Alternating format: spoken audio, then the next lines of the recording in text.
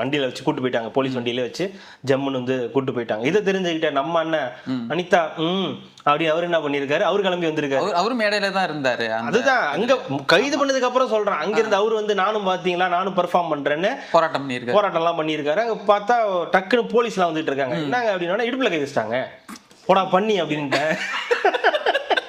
எனக்கு தெரியல, அவர் இடுப்பை பிடிச்சி எங்க கிள்னாங்க?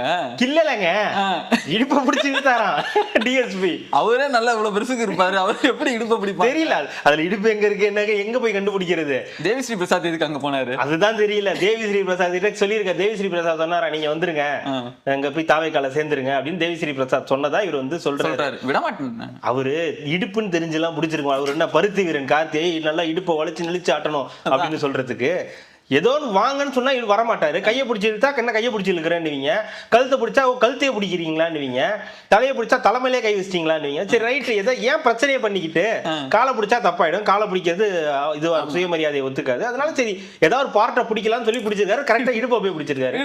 இது ஒரு பிரச்சனைன்னு சொல்லி இடுப்பை பிடிச்சிட்டாரு.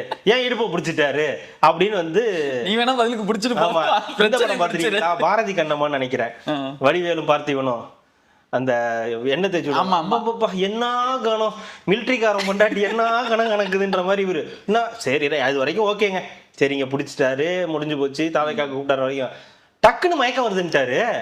எவ்வளவு தெளிவான மயக்கம் போட்டேன். இது காருக்குள்ளார உட்காந்துக்கிட்டு நான் ஹாஸ்பிட்டல் போறேன் எனக்கு மயக்கம் வருது.